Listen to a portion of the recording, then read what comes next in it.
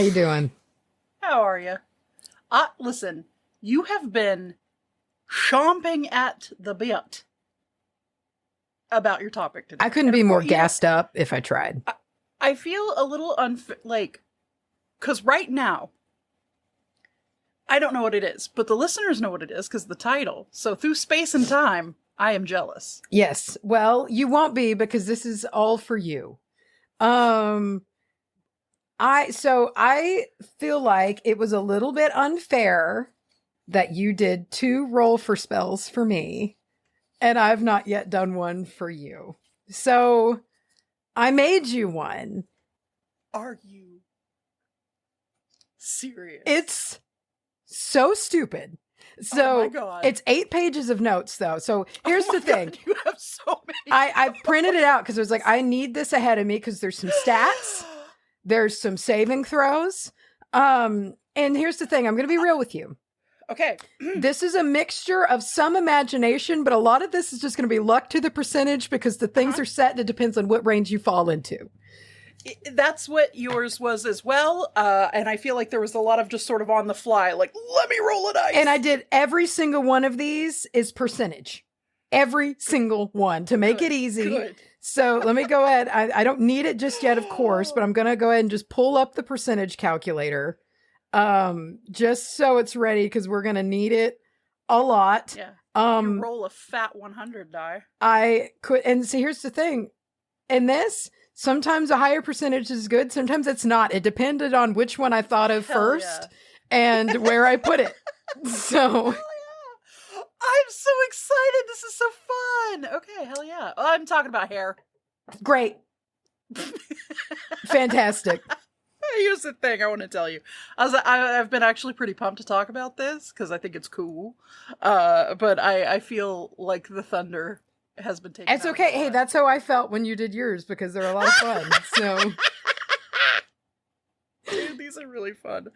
Okay, all right. Well, should we talk about our lives first? How you been doing? Fine. Been running errands, Great. Yeah. Yeah. What have you been doing today? I just had to go to the bank. Cool. Yeah. Tight. Yeah. I took a walk. Great. Gorgeous out, isn't it? Beautiful. Just was raining yesterday, but it's not like humid. Perfect. I saw a cow get out of its fence. They love to do that. Dude, the way that it just sort of slipped through a crack. They're very good at it. They're big, but they're kind of like mice. They can deflate and squeeze. Get that head through it. Yeah, they'll get through. I realize that just like every single year, I've got like springnesia because I was walking. I just took the trash out right when I got here, and I was walking back down the driveway, and I was just looking at all of the leaves coming out, and I was like, God, I forget every fucking year how pretty this is. Yeah, every year. And right now, it's really pretty in this area, at least because I love it when the trees just start pushing out their little blooms, and they're just little buds on the tree. Everything's lime green right now. Lime green, fresh, supple. It's cute. Good. I love it. My car is filthy. Okay, can we talk about the pollen? It's really bad. Tree jizz. Yeah. Everywhere. We get those little oak danglies, those little 2-inch long little brown oak mossy thingies. I just call them oak mossies because I don't know what they are. They are everywhere and they have come to all over my car. Yeah. They love to do that. They really do. They love to do that. If you're lucky, sometimes you'll see one suspended in the air by a spider. That's always fun. I think that's pretty cool when that happens. It reminds me of, what's the Pokemon that comes down and it looks like a little caterpillar? What is capillary? Metapod? Oh. It's Metapod's the green one. You're talking about the yellow and black one. Capillary. It's the one that fucks you up in Pokemon Snap because he comes down and he makes your cart stop. Yeah. They can really catch you off guard too. Yeah. They can come down in your face. Jerk. Wow. Wow. Okay. I want to talk to you about hair. Yeah, you go first, I think. Yeah. I do go first. And I don't want to say I'm going to make this quick so we can get on to the show, but I might make it quick. So, listen, I wanted to talk to you about something personal and ancient and honestly kind of metal. and how it's been used across time, how hair can be used even today ethically, powerfully, maybe a little bit creepy, maybe a little bit gray if you want it to be. But hair, you know what hair is? It's a part of our body. It's a bunch of keratin. It's a bunch of dead keratin. I remember I had a professor in my short college stint in one of my biology courses, and she was like, everything that attracts us to another person is already dead. Like our skin and our hair and our teeth and our eyes. She's like, that's already dead. And I don't know about our eyes being dead. I think our eyes are very much nourished by life-giving stuff. A community college professor, so they could be really good. I just wonder what they mean by that. One, so I get to dog on it. But that is very interesting to think about. Like, I do think about hair just basically being refuse. Just dead. A lot. Just yeah. Coming out of your body. Yeah. Out of a bunch of little pores. But it does contain our DNA. Yeah. Our little biological fingerprint. And it holds a lot of energy. There's a lot of mythos around hair. And one of the first things that I saw, and this was like way back in the day of becoming a witch. And I'm sure it was like fucking Pinterest or something, but it was like, a witch's power is kept in their hair. And I was like, that's tight. But then I've also met a lot of bald witches, so I'm sorry. Yeah, I've cut all of my hair off multiple times, but and I didn't feel any weaker for it. But I do know that some people say there's an essence in the hair. Like, there's a lot of old folk beliefs. It's like, don't let anyone else get a hold of your hair. Absolutely. Yeah. And I don't know about you, but I tend to, now I have read that this is a fire sign thing, and possibly branching out there into the Cancers and the Scorpios and whatnot. Hair change comes with big life change. And that has always been true for me. Anytime something has happened, I gotta do something. I gotta dye it. I gotta cut it. and I've heard that from a lot of people. Are you an emotional hair changer? No. Really? Mine is very, it's very cut and dry. When I'm ready to change my hair, like when I go from long to short, like I did last time when I made it blue, there was no real reason when I did that other than I was just like, it's time. It's just time to do it. It was a random day. Sure. And every time that I've done that, and just like when it's time to grow it out again, I was just kind of like, okay, I'm just ready to grow it out again. Yeah, I don't have a lot of, which is weird because I used to, but I don't have that much connection to my hair. I don't put as much of my worth into it as I used to, which used to be a lot. Yeah. You had the big hair. Oh yeah. Hours of work. Yeah. Oh yeah. Big time. I remember one time, I think it was after I very first cut my hair considerably short. And this is like 2021 or so. Remember my mom wrote me a text, or she FaceTimed me or something. She's like, you going through something? You all right? She's like, I just, sometimes when a big hair change happens. It's very common. And I believe that's when the divorce happened. So she wasn't wrong. I get it. Yeah. I totally get it. And it's also a little confidence thing. You're like, and a control thing, I'm sure. I think that's definitely a part of it too. I usually will change when I'm things change. I usually will more change my I'll change my style up. More than anything. My hair just kind of depends on where I want to be with that at the time, It's just a part of the it's just kind of in it all, but I'll usually kind of change my style up and some fashion, and just kind of, maybe I wear a little more makeup, maybe I wear a little bit less, lately less because my eyes can't take anything anymore. And it'll be, maybe it's skirts for a little while, maybe it's leggings for a little while, and it just kind of back and forth from there. I love soft pants. You said leggings. I haven't worn a hard pant. I've got a good streak going. I put on a hard pant the other day because in just the moving process, it was all I had. And I put on a hard pant. And even then, it was a cheaty hard pant. Mm-hmm. It was the jeans that are also still kind of leggings. Yeah, some jeggings. kind of like more on that side, like a good Tetra Sky, from Walmart purchase that I was like, I gotta get jeans. I don't know the last time I wore a legitimate hard pants. I'm years deep since wearing hard pants. Yeah. I think a lot of us gave it up with quarantine. Yeah. I never really loved them, never really related that much as it was. And I went through a big jeans phase. I was like a jean dad for a little while. Yeah. But yeah. Hunter will like wear his jeans with a belt on the couch still at like 8 p.m. He wears a belt on the couch. And I'm like, how do you do this? I haven't worn a belt. I can't even tell you the last time I wore a belt. I've worn a belt for fashion. Oh, I'll wear a waist belt. Sure. But I mean a belt for pants. For pants, for keeping the pants up. No. I can't take that. I feel so constricted. I can't hardly stay in real people clothes if I'm at home, Dude, period. No, the moment I get home, it's all over. Yeah. I'm already in soft pants and I get into softer pants. A softer pants or no pants. Or no pants. Truly, that's the privilege of being home, god damn it. I'll typically change out of my PJs into more PJs. Dude, layer up. Unless I got something going on. A deeper layer of comfort. but hair. Listen. How did we get here? So across the ages, can I be real with you? I just remembered that you had roll for spell, and I was like, I gotta get going. I gotta get doing this. Oh, it's so crazy.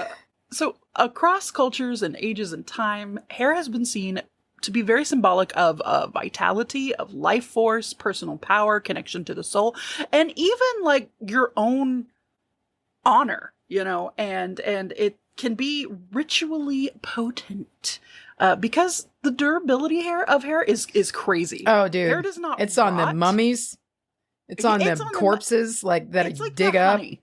Yeah. Honey of the dead people. Like, sure, it will rot over time. Or, like, the dead body's kind of got the stringy hair, but it's still there. It's still there. Which makes it perfect for long-term magic, ancestral work, and, offerings, the long-term magic thing is something I've never thought of, and that makes a shitload of sense.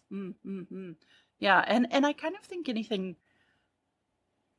Well, I was gonna say anything off of our body. That's not true, but like fingernails. Yeah, that stuff that's gonna really hang out for a while. That makes sense. And like we talked about a little bit earlier, we can be very emotionally tied to our hair, and even sometimes the power that is, a witch's power is in their hair. The power can be the cutting off and the shedding of. Yes, and which I have experienced. I have experienced big time and being like, you know what, this hair down here at the bottom, this was with me for, I know, fill in the blank, and be like, I want to literally cut that away from me and get away from that. And I've gone through that a few times, so I think that our hair can carry a lot more than just our power. It can carry our grief, relief, happiness, joy, memories in general. Let's talk history, because there's some interesting history here. So the ancient Egyptians, as I love their everything, body parts. I always love to talk about their body parts in any sense and ritual sense. And hair is no different. They used hair in both decorative and in spiritual ways, braided with gold. Tight. Made into amulets, symbols of divine favor.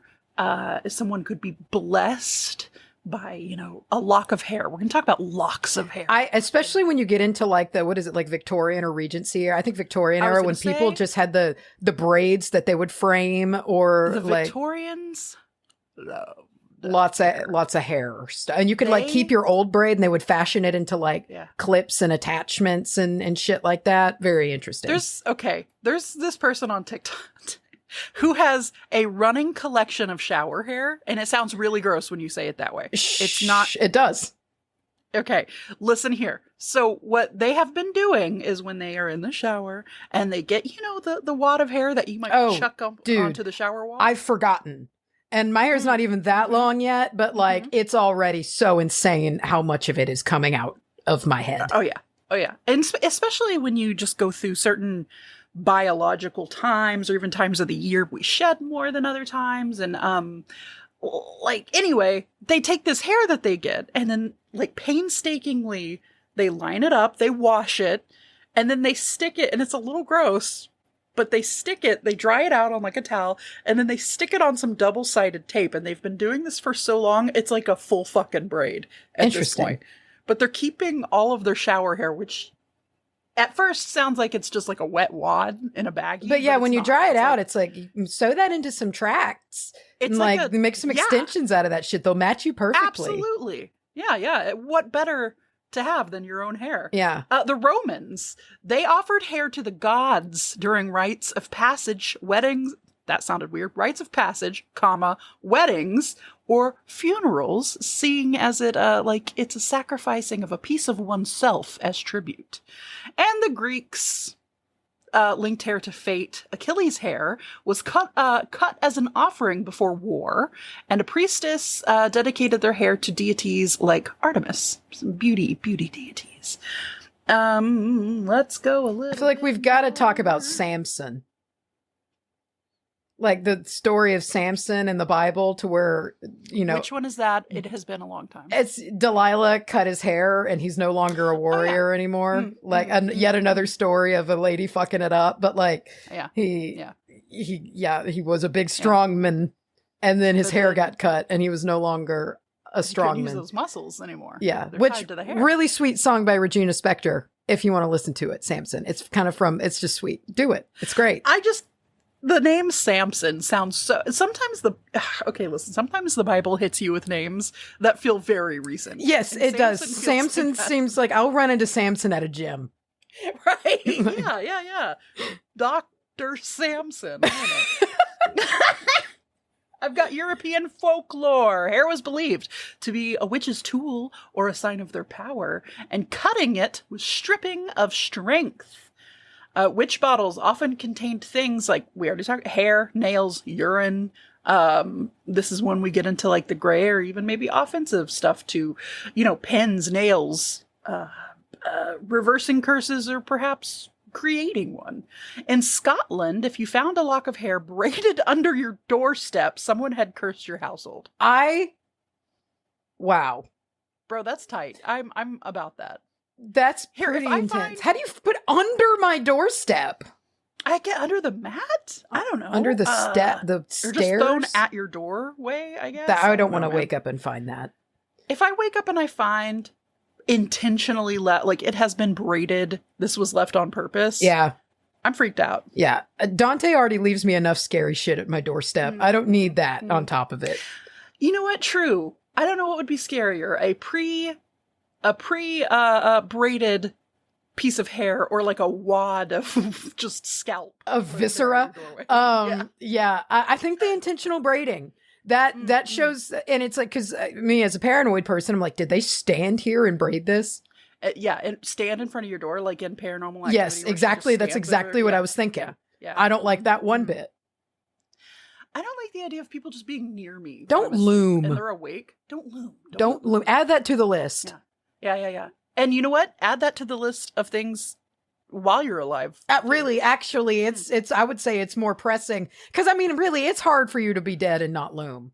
I mean, what are you gonna do? I guess this is my house. I'm sitting here. Yeah. What do you want me to do? Like, I mean, I feel like if a ghost can't loom, that's going to take down a vast amount of ghostly experiences.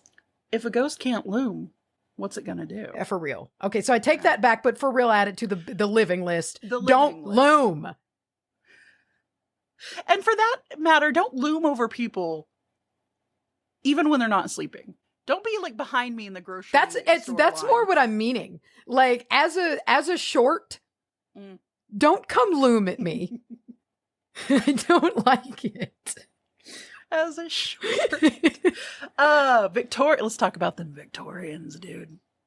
They loved it. First of all, they loved body parts. Much like the Egyptians. They loved the body parts. They loved death. They loved creepy shit. I love them so much. Hair was a big time thing. And this is more so than curses.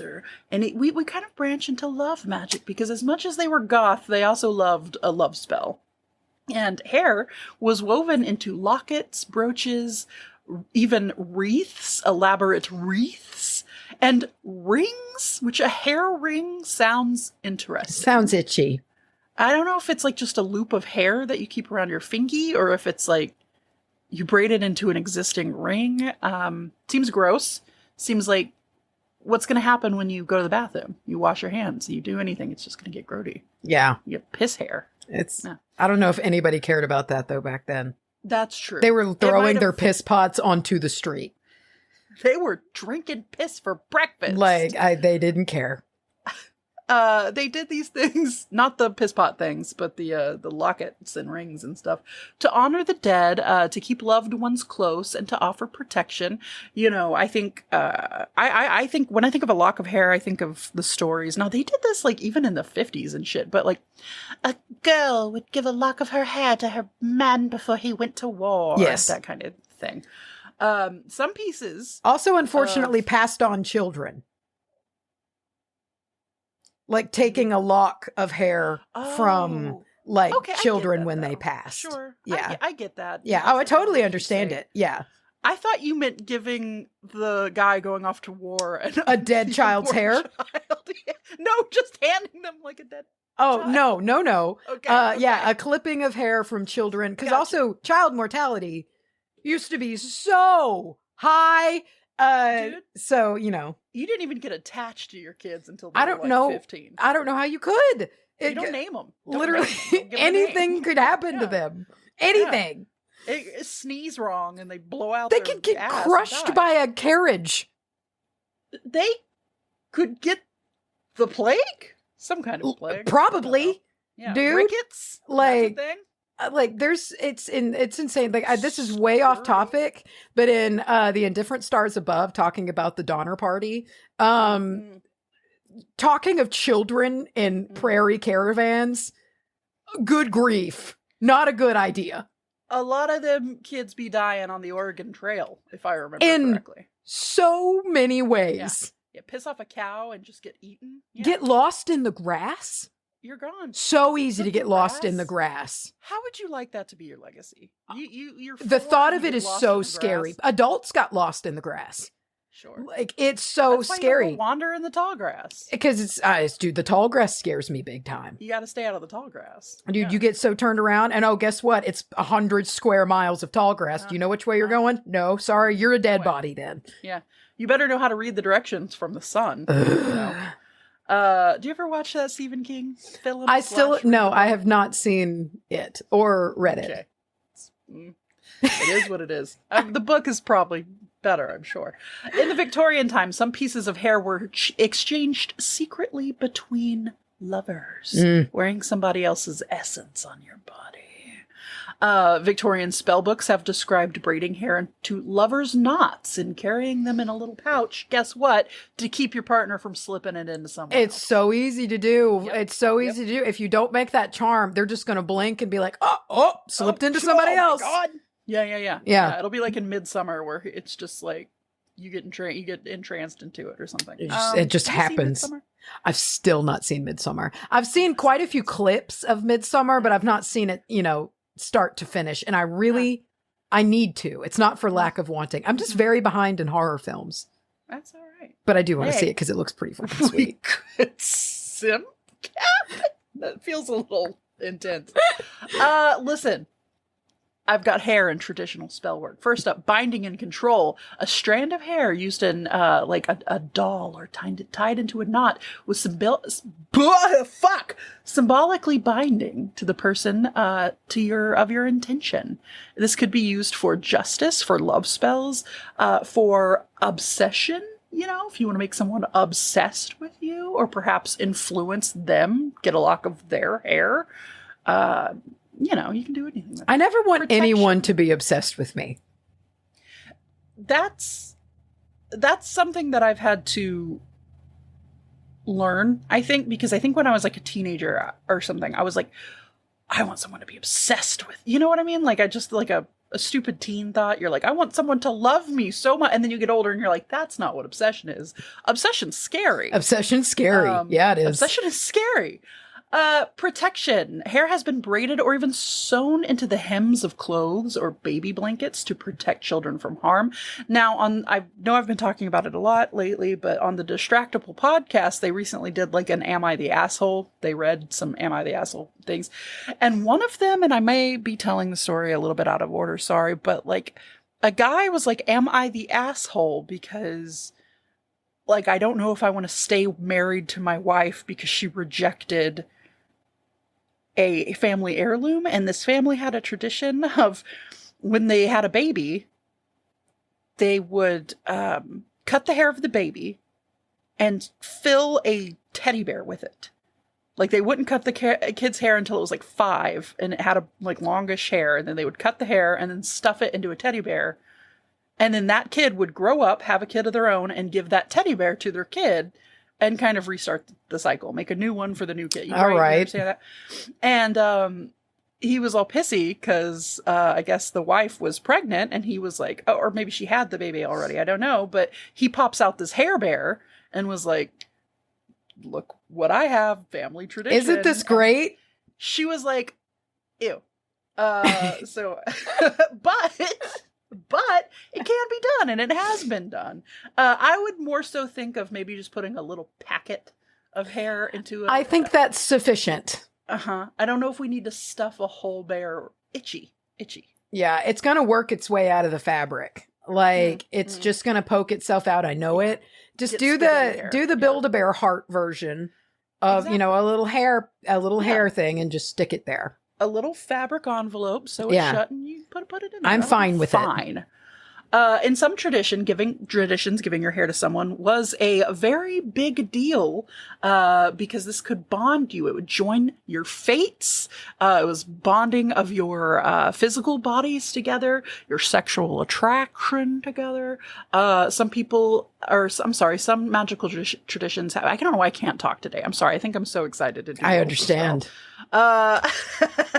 Some magical traditions recommend burying your hair at a crossroads to break any hexes that have been placed upon you, or to even tie yourself to a protective spirit.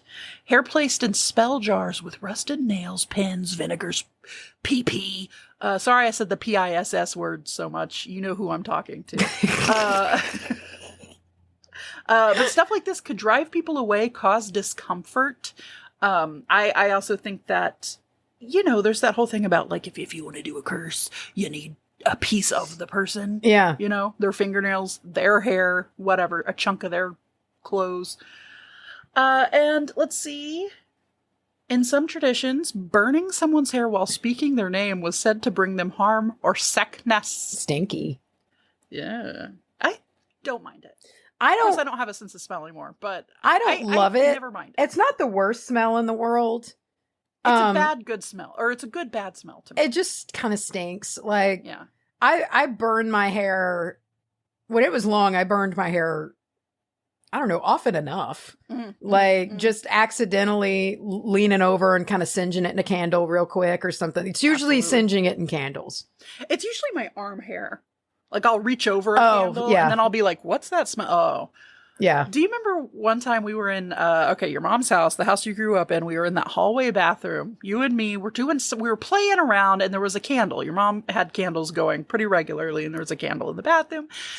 And I don't know if I had recently learned this or why I did this, but I was like, Macy, check this out. And I squirted some perfume or some hairspray into the candle, and it went whoof, you know, up with the alcohol. And I remember immediately your mom appearing in the doorway and be like, what's going on in here?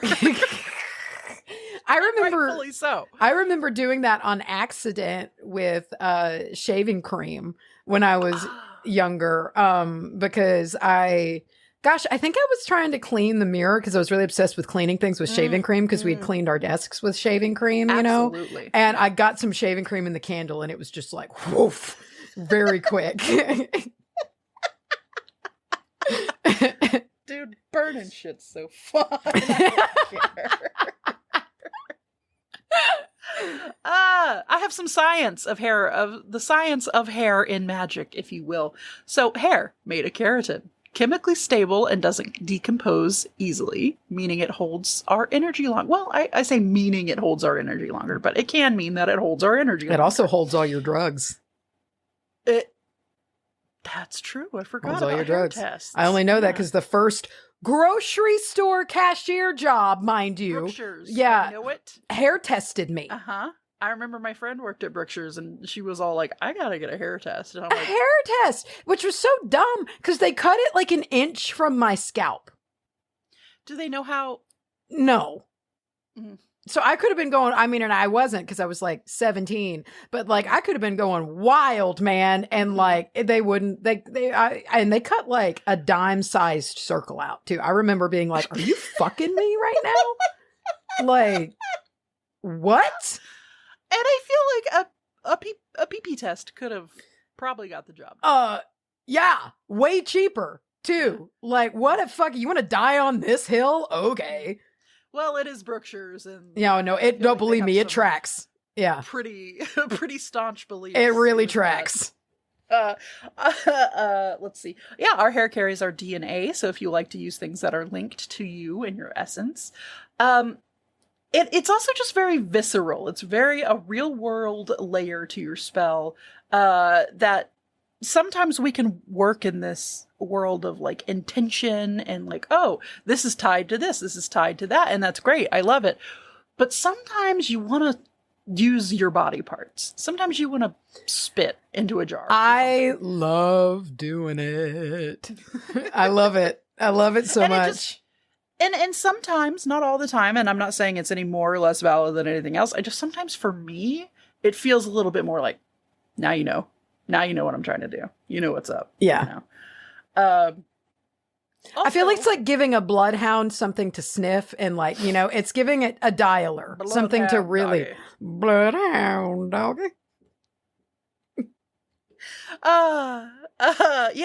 It's like a real pointed instruction, I think. Yes. So modern magical uses that we can do it. Say you can really do whatever you want, but I know that a lot of people still do these things. We can make little dolls, perhaps poppets, to connect to you or to your target. Maybe, I don't know. Even if it's a healing spell, let's remember target doesn't always have to be. Yeah, it's just a focusing point. Yeah. Even if that focusing point is yourself. Spell jars, which we've already talked about, braid and knot magic. We did a episode on knot magic way back when, but I always forget that you can do that shit with your hair. And I have seen so many people on our Facebook Coven page talk about braiding their hair for the day, like just putting it up and putting the intention into that. If you don't have hair, maybe it's a different body hair, we can always use eyelashes and eyebrows and merkins or whatever. Sure. Pubes. Make your own little shave your pubes. Make a merkin out of the pubes. That's what that girl is making. I was going to say, that's like making these extensions out of your own shed. Yeah, it's just the same thing. Swinging down to your ankles. Super straight hair. Glossy. Ew. Ew. And even so much as using haircuts as ritual themselves, maybe intentionally cutting your hair during full moon phases, during Sabbats that you would like to honor, big life shifts. You could use it, as we talked about, as a form of release magic. You could even collect it and perhaps bury it or burn it to put it to rest or to send it off to the universe, whatever you're looking for. If you keep ancestor altars, this is also a good offering as sort of a gift of self, something that ties you to your ancestors. And, I also saw stuff out there about like dedication spells, protections, petitions, more than just like, hey, here's a nice gift, but more of a dedicated offering, I guess. Ethics and consent. If you're going to use someone else's hair, probably ask them first. I think not doing so can be kind of messy, be a little, I don't know. That's what you're veering. You're veering at that point a bit, which, it's your life. You do what you want to do. But generally, I'm gonna ask. Sure. And I've thought about that before, dude. The way that I leave a wake of hair behind me. It's just like if you even know Yes. me at all, you're gonna have such an Yeah. easy time. Yeah, Getting if a hold you've of been some. in the same room with me, Yeah. you're leaving with a couple of It's gonna be strands on your of my shedded clothes. hair. Absolutely. Yeah. Mhm. Yeah. And I've thought about that before. I'm like, if someone wanted to get this shit, they could. It's They everywhere. could. It's everywhere. Yeah, and just it is a very personal thing. Like our bodies made this, so I think treating it with some respect and perhaps caution could be important. Consensual, safe, and sane, as they say. Mm. If you're working with your own hair, just consider the energy that you're using when you cut it and your state of being at the time, because I personally, this is veering into my personal beliefs, I do think it's very powerful, and I know I've been in spots before where I could maybe just take a chunk off and burn it and be like, fuck everything, and I don't know what that's gonna do. I did have a ritual for mine when I cut it. Yeah. Did you bury it? Did you do something with the remnants? No, it was a donate eat time. It was like a donate thing. We did a donate thing. But I wanted to, I just kind of wanted to, it was twofold. One, saying goodbye to it, and two, cleansing it before I gave it to someone else. Yeah.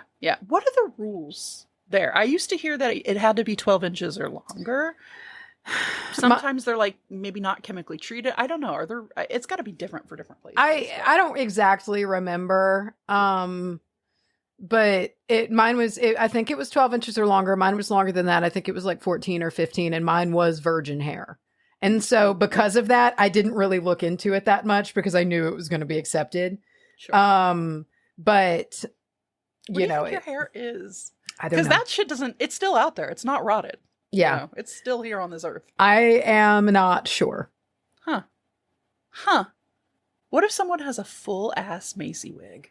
I hope they do. And what if they do it exactly how you used to do it, and then they're your doppelganger, and then you meet and the world explodes? It would be interesting to recognize my own hair. I feel like I've got a pretty recognizable hair texture too, Sure. and it's a recognizable ashy color. It's a brown, but it's like an ash brown, and it's like I wonder if they like add color to it before they turn it into a wig or into however what do they do it works. I didn't like follow up really that much. Like I just did it, You just gave it said bye. Yeah, and just kind of moved on with my life.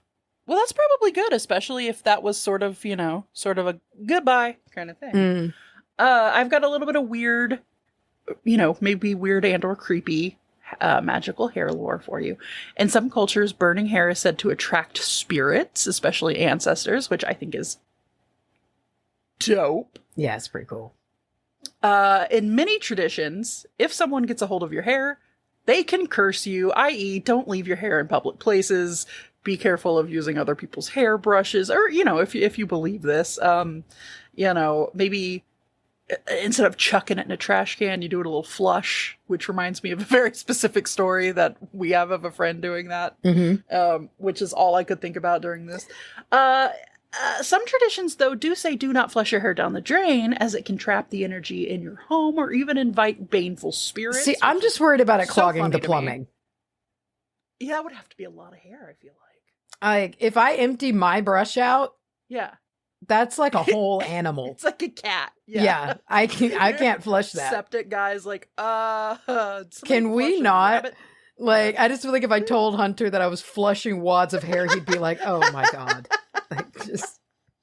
I also love to think that you would just go into the kitchen or wherever he is and just be like, "I'm flushing wads of hair," and I can just a sigh, or a very flat. What? or a signature gross. Yeah, honestly, that's probably more like gross. Ooh. Have you ever found like a hairball or a tangle of your own hair around the home? Well, some see that as a sign of spiritual activity, or even that you have extra witchcraft in progress just coursing through your body, which is cool for me because I find tangles of my hair all the time. It like goes through the washer, and then you put on a clean shirt and they tangle your hair. It wads up and it sticks to something. Burying hair under thresholds. It can be used both for blessing your own home or cursing another's home, depending on how you do it. How you curse your own house on purpose. Fuck this house. Fuck me, dude. Cutting your hair during a waning moon, or cut your hair during a waning moon to reduce influence or release energy. Do it in a waxing moon for growth and attraction.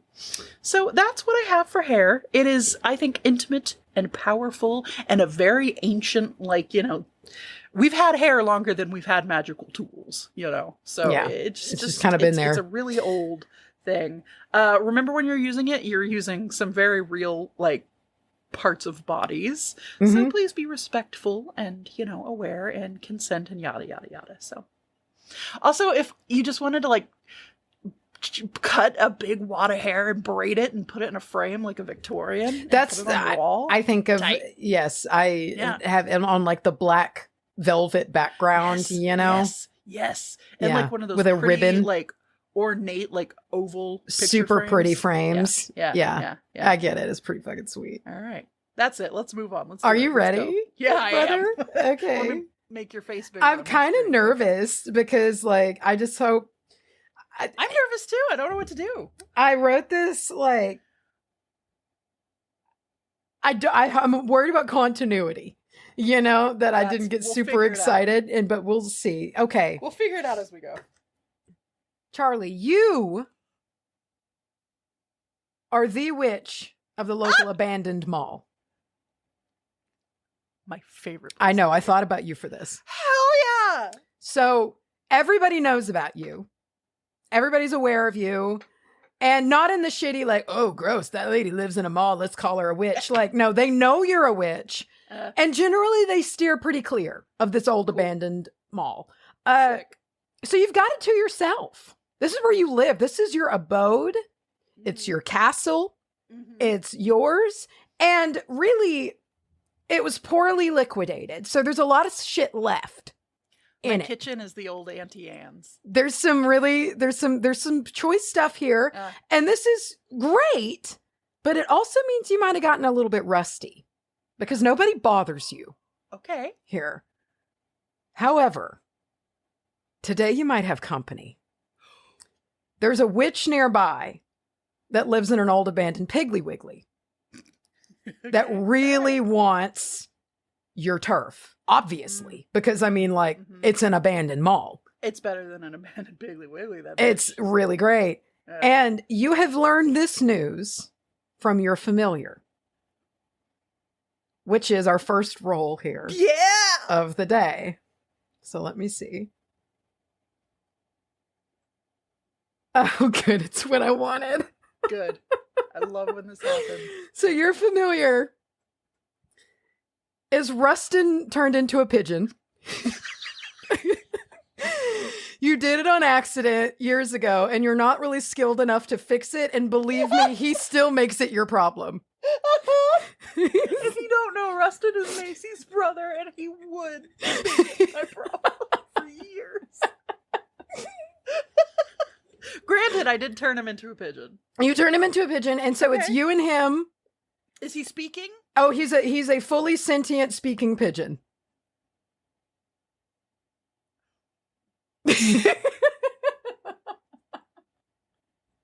Okay, yeah. So he's given you the clue in there's somebody else coming. They're on their way. Yes. Okay. So Russ, the pigeon, has caught wind that this other witch, whose name is Scooter, is making her way downtown walking fast to come for your mall. And they're ready to wage full-on magical war to either make you swap places with them or outright destroy you, giving them the mall. Okay. And you've got to try to survive this. Absolutely. Scooter's not fucking around. Okay. With you one bit. I'm going to murder her. This is happening today. Okay. You must stop it. Because again, you got a sweet ass gig here. You don't want to lose this abandoned mall. It's pretty tight. And also, this is like a 90s, early aughts time capsule mall. Oh. The Hot Topic was still good. That comes into play. So just know, kind of set the scene here Okay. It's one of those, right? Cool. So, all right. It's important to note, however, not all magic is foolproof. Things can backfire. And you might not do this in one fell swoop. And frankly, again, you've been living that soft mall life for so long. Hence you've the gotten percentages. Oh yeah, you've gotten a little rusty. You're a little comfortable. Okay. So knowing that you've got everything here at your disposal, what is okay, so the way that we're gonna do this is that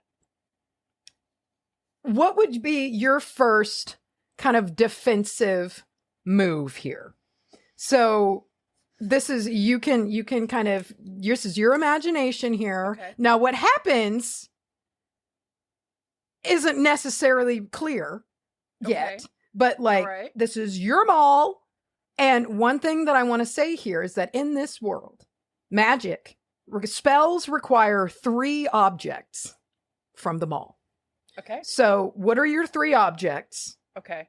And what do you want it to do, knowing that Scooter is coming? Okay. Okay. And this is just one of my moves? This is your opening gambit. Okay. Okay. I'm going to run to the food court. Okay. I'm going to gather up in a big, I don't know, a shopping cart that I found. I'm going to get as much of the Sara Lee branded or whatever cooking oil that I can get. So I've got cooking oil. I'm going to go to one of the anchors of the mall, which is obviously a Staples, and I'm going to get all of the thumbtacks that I can find left over. Okay, let's see what else. Then I'm going to go. Then I'm going to go to the, I want to say hardware store, but I don't know if that's in a mall. So give me a moment. I know what I'm doing. Okay, I'm going to go to the Sears, because this is an old mall. I'm going to go to the Sears. I'm going to go to the, like, wedding registry section, and I'm going to get the fancy china, the thin china. Okay, so those are my 3 objects. All right. And what I want to do is I'm going to go to all the entrances and I'm going to Home Alone it up. I want to spill the oil and scatter the tacks. Okay, this isn't a spell. I'm getting there. But I just got it. This is not necessarily what I mean. Oh, wait. No, you combine the objects to craft a spell. Okay, I'm taking them all. Okay, then this is the same outcome, different work to get there. I'm going to take all these objects. I'm going to dump them into my cauldron. Okay, this is more like it. Grind them up.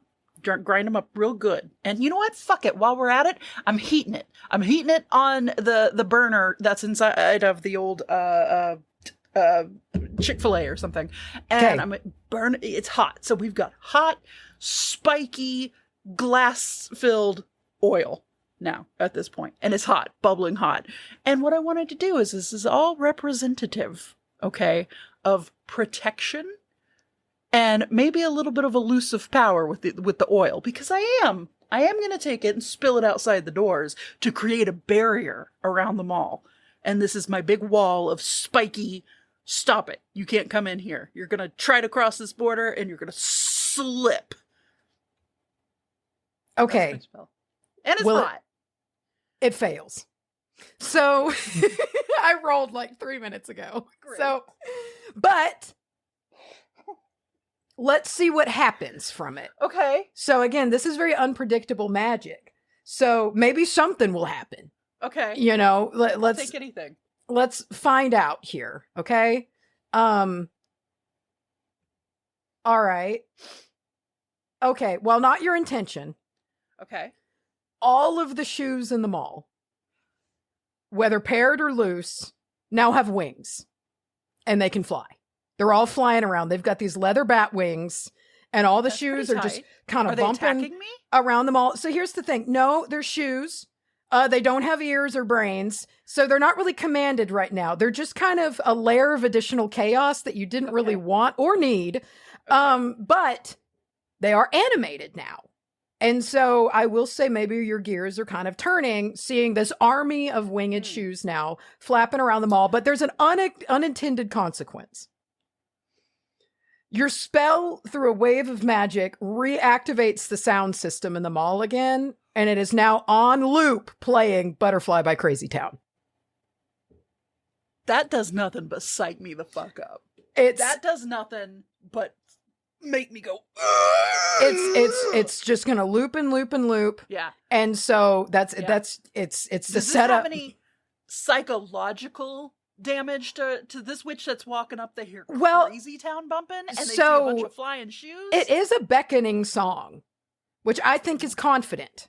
Mm-hmm. But it just depends on if Scooter sees it that way or not. Come, so my lady. no, come, my lady. No, now though. So Butterfly's playing loud, and there's winged shoes everywhere. Okay, and they're just kind of bumping around, banging against the walls. Okay. That's just kind of, they're just everywhere. Okay, so that's where we are now. But I will say, really backfired, man. You avoided the worst of the backfire. Ooh, okay, that's nice. Do you want to know what it was? Yeah, because I don't have any repeats in here. So I was gonna get you back, and it was a step-by-step turning into a single Birkenstock shoe. God for that. It was really scary too. Like I had the steps broken in to where you start feeling straps form across your chest. Yeah. Like it's very intense. The dirty foot imprint that's inside of all Birkenstocks. Scary shit. Your butt starts turning rubbery. Like it's very intense. However, nothing comes for free. Witches can smell magic. And your defensive move has tipped off Scooter that she's coming for your turf. That's okay. That's all right. Your familiar, Reston the Sentient Upset Pigeon, tells you that she's now done a spell to unlock the door to Dillard's. And listen, it takes a little while to find the fucking mall entrance in a Dillard's. So you've got a little bit of time, but she's inside the mall. She's in the mall? Okay. She's through Dillard's door. So she's not to the mall proper, but she's fucking around Dillard's right now. Okay. All right. Okay. Perfume section. Sure. All righty. Here's the deal. You need a base of operations. Stat. Okay. You're not powerful enough to hold the whole mall. We've learned this. We've seen that. Sure. So you need to pick a location for your home base. All right. Okay. And let me tell you what we're looking at here. What your home base is going to be. So you're looking around. Where are we? Oh, good. And you decide, what's going to be good? What's going to be useful? Spencer's Gifts. I was hoping for Spencer's. Spencer's Gifts. I was hoping for Spencer's. Okay. So you decide, okay, I'm going to go hole up in Spencer's Gifts. Okay. Now, each one of these places has not been liquidated all the way. There's odds and ends inside of these stores. There's still some supplies that you can utilize. This is where your creativity is going to come into play. So again, a percentage roll will determine how much of what you suggest, one, will be available and if it will be allowable. So we're going to see, kind of what we're working with here. And then we'll see how it all pans out for you. Okay. So also, just a little bit of a tidbit up at the top. Reston the Sentient Upset Pigeon has 3 useful hints he can give you. Ooh, but he cannot give them in succession. Okay. So, and also, there's a percentage chance he will be so fucking mad at you for turning him into a pigeon that he's just not going to talk to you right now. Okay. He's going to fuck off and go join the Flying Shoes. That feels spot on. Okay. So just know that that's there for you. Okay. Okay. I will use one off the bat. You're going to use one off the bat. When I use one right off the bat, I need the info. Okay. All right. Scoop. Okay. All right. He says, "Fuck you." I'm not telling you shit. Do you remember when you turned me into a pigeon, you bitch? I would tell you maybe if I had fucking, I don't know, lips. Yeah, okay. Yeah, all right. That sounds exactly. That's word for word. Dude, 1 percentage point. That's all that was off. He thought about it. He thought about telling me. No. So, but you can ask again each kind of action, each turn. Okay. You can ask. Okay. Fuck. So I've burned that one. That one's gone? No. So you can ask as many times as you want, but The there's limit of three tidbits of there's 3 bits of important hints Okay. that Rustin the sentient upset pigeon can tell you. Okay. Okay. All right. So we know Scooter's in the mall. Dylan. You're in Spencer's. Okay. Spencer's is going to be your home base. Okay.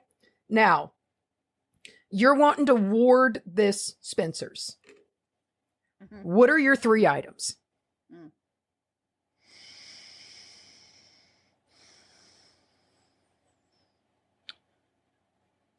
Dildos.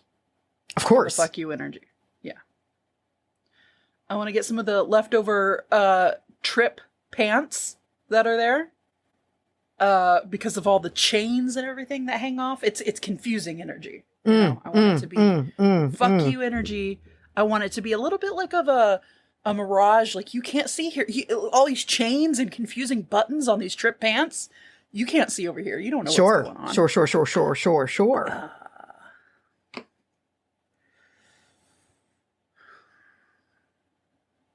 What else? What else in the Spencer's gifts? Remember, I can't tell you anything. Never mind. The bucket of pens. You know, the bucket of course, pens of all the buttons, the Invader Zim pens and shit.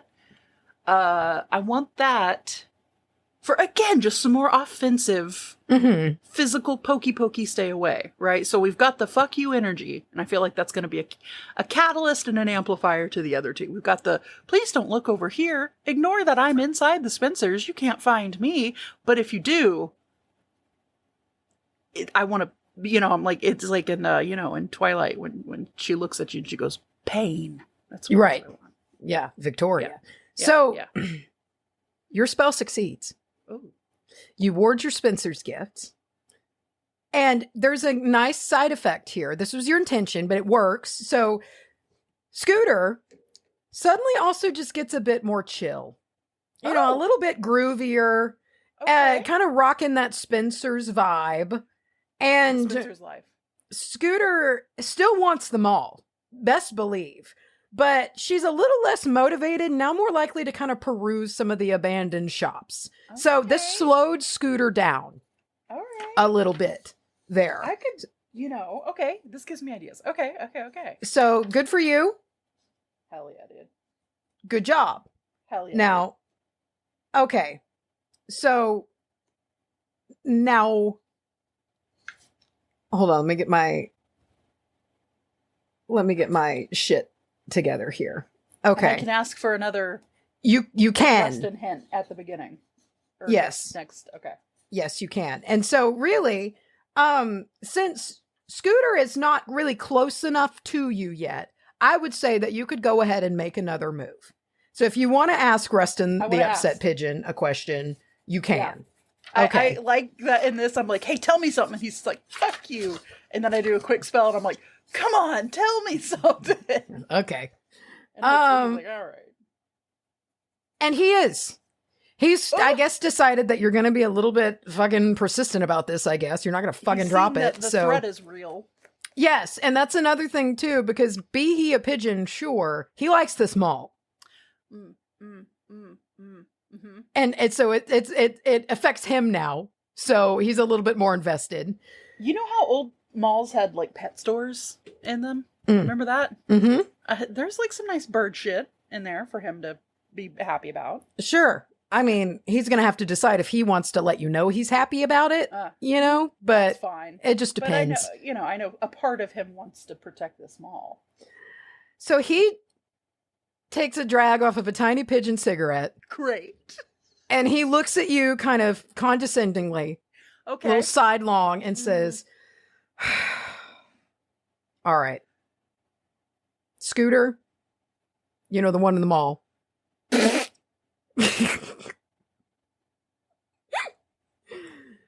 I heard that she's a real big fan of Sir Elliot's. Whoa. Okay. But he does not tell you how to use this information. Oh, no. Okay. So that's he does enjoy getting small bits of revenge on you for ruining his life by being cryptic. And to those of you who might be too young to know, Sir Elliot's was a tobacco shop that used to be in malls. I used to go there with my dad. And Smelled really good. Yeah. So okay, she is a fan of it. She's a big fan Okay. of Sir Elliot's. Okay. Now that would mean perhaps, do you have to go there? Do you have to brave leaving your hidey hole that you've created? No, I have a plan. Will he help me at all? It depends. Okay. We'll have to roll for it. Ask him if he will take one of the lighters next to the cash register that looks like a pair of tits, if he'll take that to the Sir Elliot's, and in one of their pewter wizard bowls, if he'll light up some of the tobacco in it to perhaps draw her into, I don't know. Is there still tobacco in it after all these years? Is there? Do you want to roll for it? Let's roll for it. Okay. Okay. All right. Because now I'm. But think, that's a lot of tobacco. You could rip up a cigar, you know. Yeah, but there's only so much he's willing to do for you. So I think it's going to the tobacco's going to have to be in the bowl or he's not doing it. All so let me kind of write this out here. Okay. So. What a dick. I mean, he's really upset with you. This is years. He's been a pigeon for years now. I did turn him into a pigeon. He's rightfully angry, I think. Okay. So, all right. So we'll have two things technically that we kind of need to roll for here. Okay. So. I don't have a good feeling about this. He is open to helping you. Okay. That's the first part of the bottle. Done. But there is no loose tobacco in the pewter dishes at Sir Elliot's. Okay. Then you know what? I ask him, is there a cigar? Can I ask him to go see if there's a cigar and to bring a cigar back for me? I think you're going to get a really long sigh back at this because he just flew back from there and he might think about it and do it later if he's going to do it at all. Okay. Yeah, he had to go. He went and checked if there was anything in the pewter dishes. Okay. And so he's going to go sit on his perch and puff his wings up and sit there. If a pigeon could tuck their arms into their armpits, he would. Now, however, while all of this has gone on, a lot of nothing. A whole lot of nothing. Scooter is getting closer. Making her way towards Downtown. you here. Let me find. Okay. Now, let's say if you're at the end of the mall, Spencer's is at the end of the mall, because that's how it is in the Tyler Mall. It's the very, very last store. It's like they didn't want anyone to go there because it's dirty. Yeah. And it's at the very end. So, you know how a lot of malls have spokes, right? And there's a center part and then it spokes off from there. Mm-hmm. So Scooter has reached the center food court part of the mall. Yikes. So she's perusing. She's having a good time here. And she's got an idea. And we're going to see real quick if it works. So let me get my percentages on this here. She saw the food court and she got herself an idea. Okay? I thought you were going to be like, she got herself a chicken McNuggets. I mean, do not blame her. Alrighty. So, what is my percentage on this? Did I not write that down? Hold on. Okay. Okie doke. All right. So she goes ahead and attempts a spell. Ooh, shit, it works. Okay. So she animates 15 chairs from the food court. Oh. And so they start sliding behind her in this army. Don't forget all the time that Butterfly by Crazy Town is still playing in the background. So as she's walking,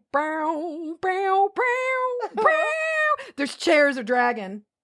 And so she's got like this army of loose, oh my God, she's doing so much better than I food am. court chairs. And I will say, I kept her as handicapped as you, so she might just be luckier. So she's halfway to you. What do you want to do? Do you want to cast a spell? Do you want to ask your shitty familiar? What do you want to do?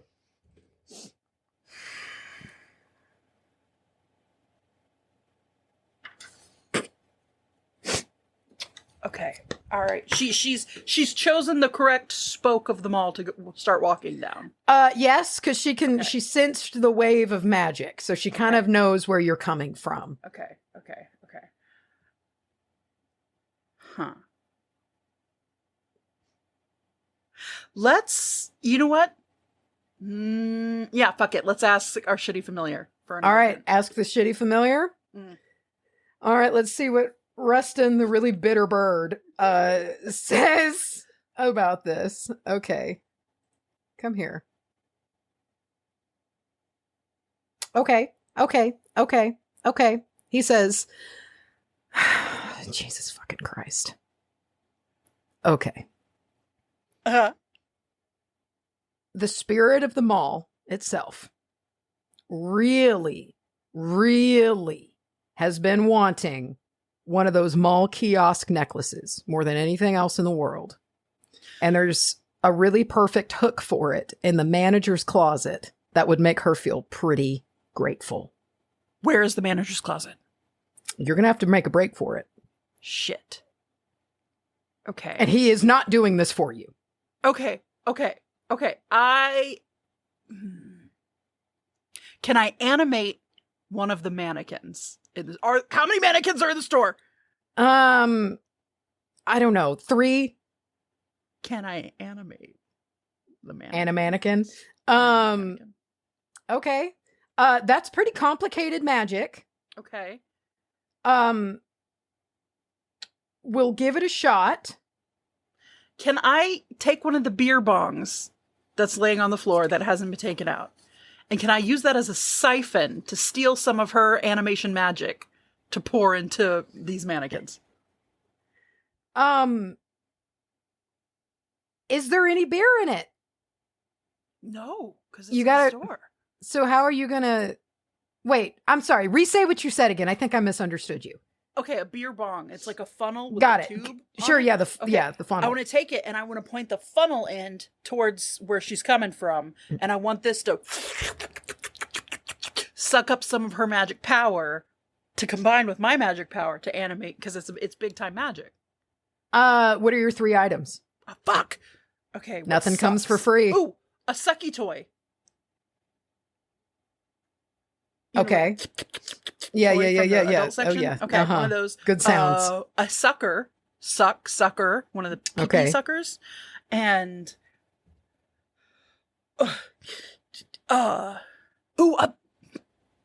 some nipple piercings to really to Kind of target it in for you. Yeah. Pins it Okay. in place. All right. Here's the deal. This works. Okay.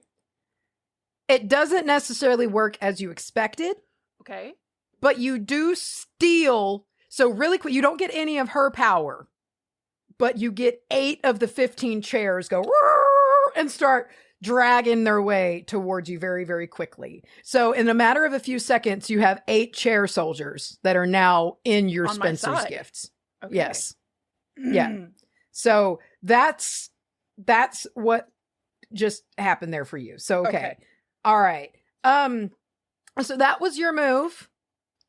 Now, this really pissed off Scooter. Yeah. Hell yeah. Scooter had a plan. Uh-huh. And I'm going to go ahead and say that Scooter is only about 25% away from you now. Okay. Riding one of the chairs. Great. I mean, Scooter knows an entrance. What does Scooter look like? What do you want Scooter to look like? I don't know. Let me do like hold on. I'm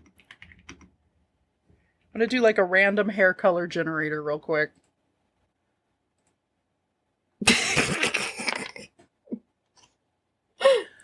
Okay. All right. They have blonde hair. Wait, oh no, I gotta spin it. Hold on. Oh, they're a dark ginger. Okay, so it is a Victoria type. Okay, honestly, that works for me.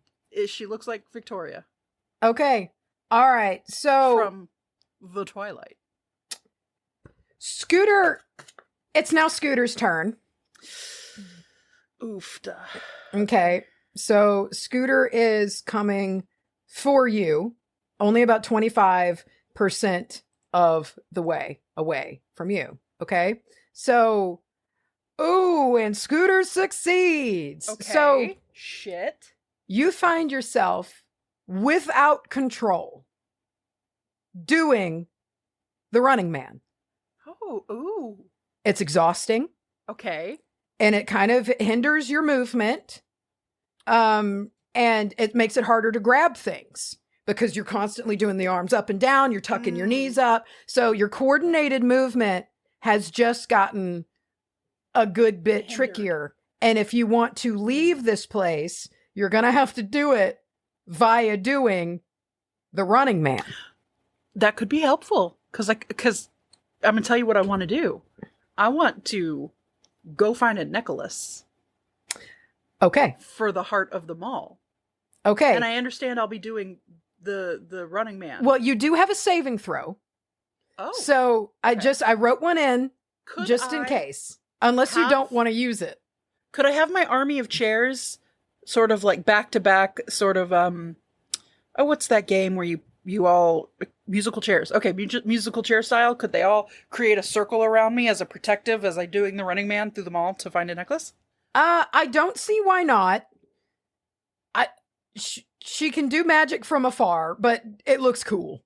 So I say go ahead and let it happen, you know? Right. So do you let's try this saving throw and see if you're going to go back to normal, if you have enough power within you to fight off the compulsive dancing. Okay. Okay. You don't. So you're doing the Running Man to Crazy Town's Butterfly. I feel like I should pull that song up and have it lightly playing in my headphones. So as we record. All right. Let me pull up the stats for the necklace here. Let me pull up Butterfly. Alrighty. Okay. Alrighty. Okay. So, oh, this is so much cooler when I can hear the music. We got it going on. Where did I put that? Okay. Here we are. Okay. All right. So you set off. You've got your chairs around you, squeaking in a circle. Okay.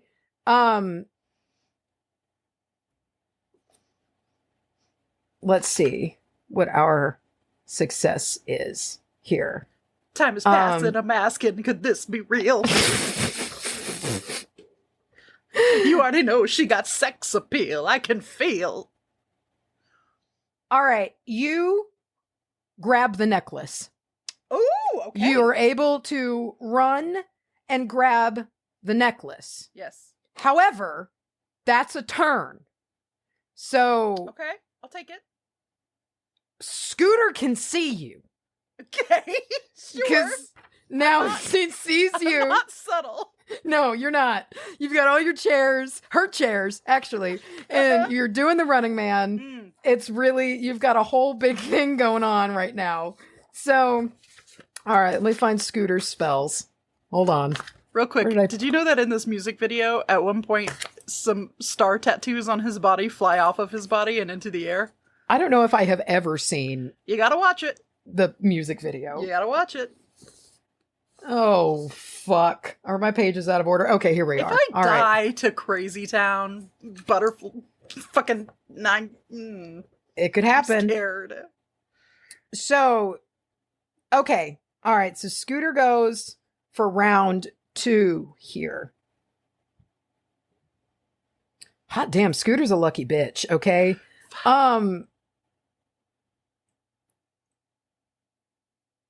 Okay, here we go. One of your arms now turns into a plastic mall plant frond.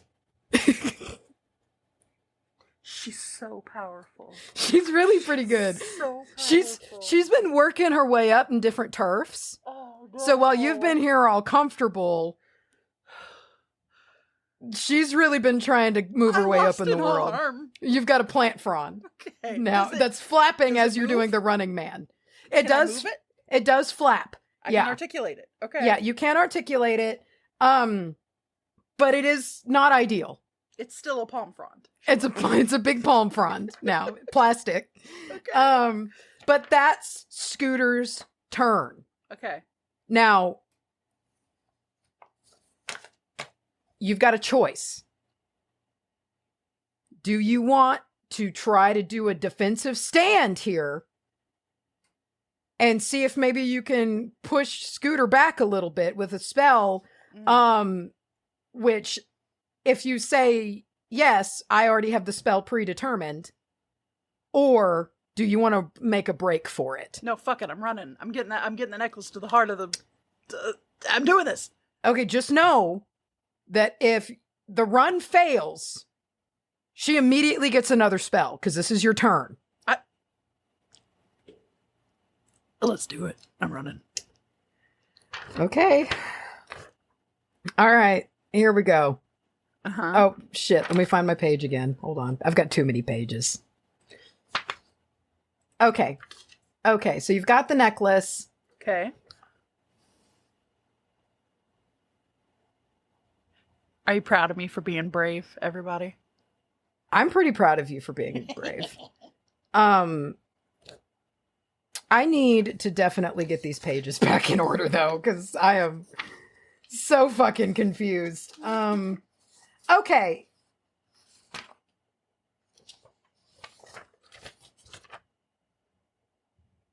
What was our... Okay, you succeed. Hell yeah, I do. You get to the manager's closet. Hell yeah. Okay, congratulations. She may be good at magic, but she's slow as fuck, dude. She's pretty slow. Remember, while you were doing the running man, you chilled her out with the power of Spencer's gifts. Uh-huh. So you got that going for you. You make it to the manager's closet. And as you do this, like a key in a lock, yes, the mall, one, audibly sighs very loudly and lovingly. It's very happy to have its new kiosk mall necklace. You hear it. It echoes. Oh, okay. She decides to change the song to Every Morning by Sugar Ray to fit more of a happy vibe. Okay. So that's now playing through the radio. And immediately, all of the metal grate store cage doors fall. Shoo! Ooh, okay. Lock down. Now... Only she wasn't in a store, so... Right. So that was very dependent on kind of where Scooter was in this moment. However, you've dramatically limited items that Scooter can grab. Yeah, I was going to say, yeah.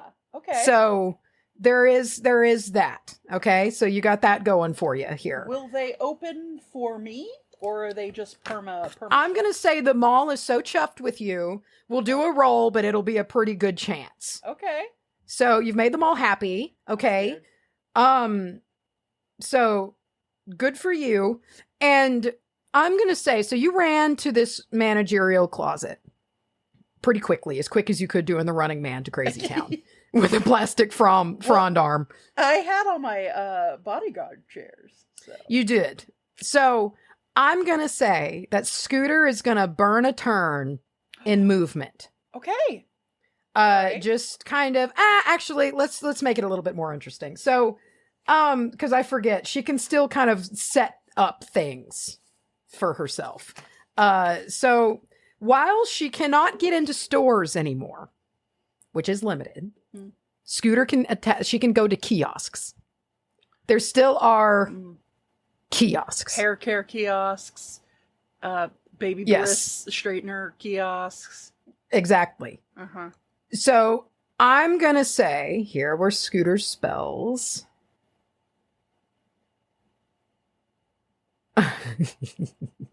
Okay. So, all right, let's see if this works for Scooter. So Scooter, the shirts that are like, beware the smiling DM.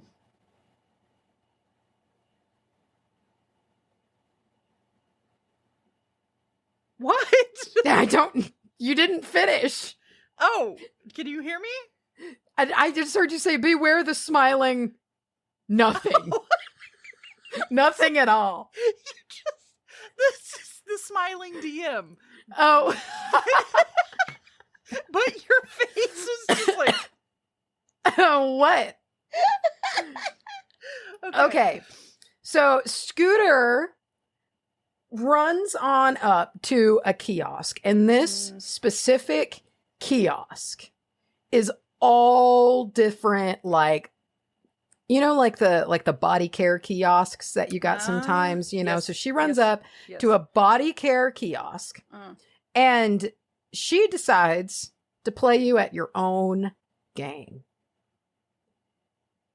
And she grabs a bunch of lotions, a bunch of oils. She's gonna Home Alone me. And and decides, okay, let's give this a shot here. And so she puts it all together, she combines it, and it backfires. So Scooter now has permanently slippery shoes. Did you name Scooter after, like, Scooter McGavin? No, and I think it's Shooter McGavin. Oh, that's right. Never mind. It was the first word that came to my head, literally. So she can still move, but it's like, okay. Hell yeah. Okay. Hell yeah. What can I do with this? Okay. It's your turn now. Rustin, the bitter ass pigeon, is with you. Okay. There's still a bunch of mindless shoes fucking around in this mall. Hell yeah. Every morning is playing loudly over the speakers. You have 8 scraping chairs that are just kind of bumbling around wherever you are. They're my bodyguards. And you have one more hint from your pigeon, or you could do a spell. Up to you. I'm gonna ask for a hint. You're gonna ask Rustin? I'm gonna ask Rustin the pissed off pigeon. Okay. All right. Let me remember what that was. Okay. All right. Let's see. He's fine with it. Hell yeah. Okay. He's real tight with the mall, honestly, and so he's pretty happy that you did her a solid. Okay. You know, that the mall now gets to she got something nice. Okay. Which is, he's cool with that. You know, the mall is also trapped in something it didn't want to be. And not that you can fucking know what that's like, but, you know, they get to talk about it. Did I also trap the mall? I don't think you trapped the mall, but the mall has become sentient from all of the life that has passed through its walls. And so Russ and the mall hang pretty routinely. Okay. And he tells you,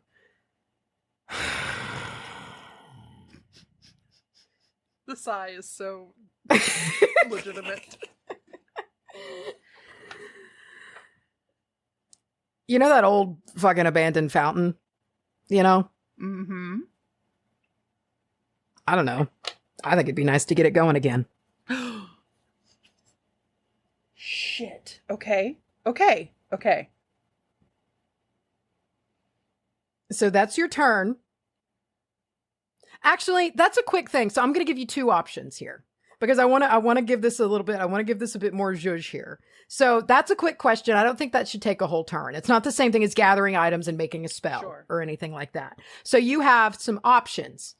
Do you want to move or do you want to craft? No, I am moving to the fountain. You're going to the fountain. I'm going to move to the fountain. Okay. And I want to keep a sharp eye out, especially if I have to pass through the food court section.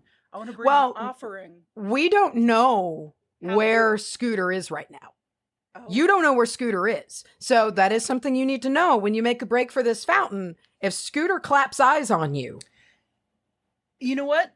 Then it'll be what it will be. But I'm going to fucking try to beeline to that fountain. I'm going to figure out where it's going. You running man as fast as you can. Oh, fuck, am I still doing that? Yeah, no, you're doing that forever until this is over. And your arm is still a palm frond. Oh, no. I'm so tired. Rustin thinks it's fucking hysterical. Oh, of course. Yeah. And he's like, oh, you don't like getting turned into something you don't want to be turned into? What the fuck is that like? I can't even be mad at him. He's earned that. Yes. So so like a lot of malls, like the managerial closet is like tucked down this long hallway. Okay. And you enter the column place, So you see the fountain, but you see Scooter.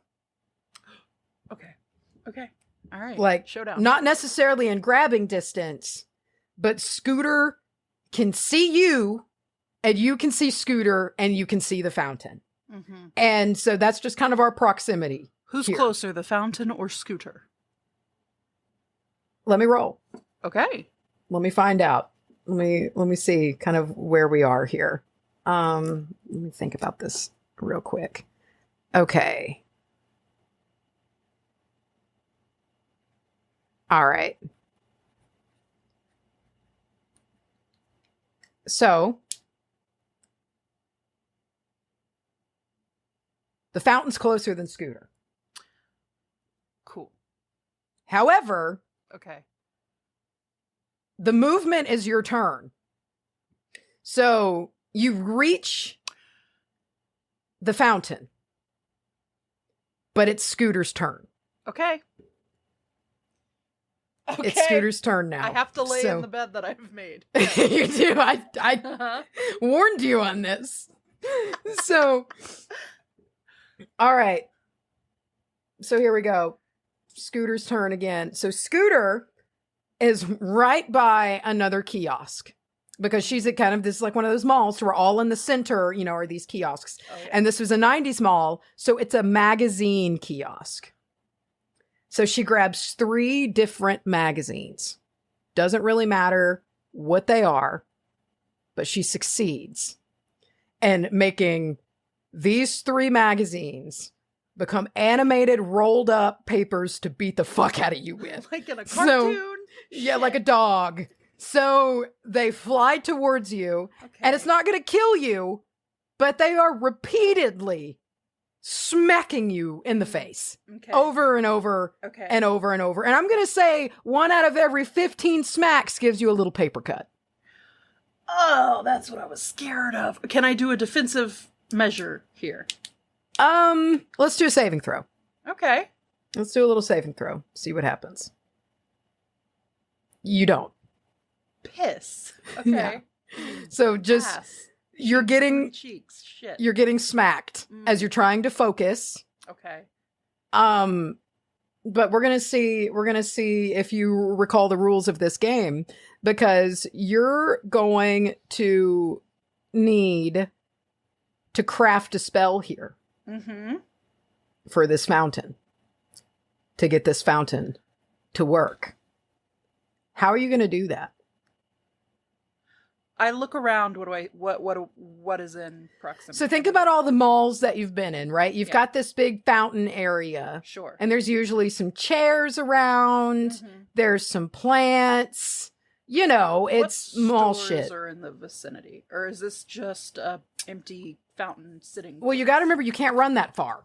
Right. So you've got to stay pretty close to this mall within the mall. So what kiosks are around? Fuck it. Let's see. Let me look. All right. There's a sunglasses. There's a sun hut or whatever it's called. Not too far away. Okay. All right. Can I make it to the sun hut and grab some shit? I rolled, and yes, you can. Tight. I want to grab a pair of glasses, sunglasses. Some chains that you put on the glasses to hold them onto your body. I'm gonna grab one of those. Fuck, what else do they have in a sun hut? A pair of flip-flops. Right? Didn't they have flip-flops? I don't know. I'm gonna Google sun hut real quick. Sunglasses hut. Okay. Okay. It looks like, you know what? They've got sunglasses. I'm bringing up old pictures to see inside of the sunglasses hut. Oh no, it looks like it's pretty dedicated to sunglasses. Which, I mean, you gotta remember, I'm throwing you a bone here. She just used 3 magazines. Sure. So, you know. I don't know what that means. I feel like that was a very obvious hint. Listen, I'm okay, let me tell you what I'm struggling with here. I'm struggling with the spell aspect, because what I want to do is grab some glasses, catch the sun with them, and burn them papers up. But it's spell. So... And do you want to waste your time on that? No. No, I want to do a spell. I'm a witch, god damn it. I can do this. What's your focus for this spell? Because I thought we had that determined. to get the fountain going? Go. Yes. Reston's going to be really pissed if you get sidetracked. What do I need to do to get the fountain going? Gather 3 fucking items from a kiosk. Okay. I gather a jug of water.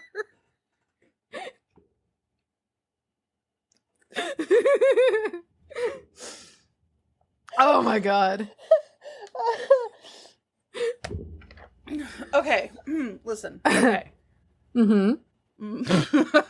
Hold on. How do I get this fucking... Okay. Okay. You know how on the kiosks, the workers who work at the kiosk, they always have a bottle of water. They've always left like a bottle of water somewhere sitting on that kiosk. And you got to kind of reach around it so you don't touch it when you grab stuff. Okay, I'm going to grab that.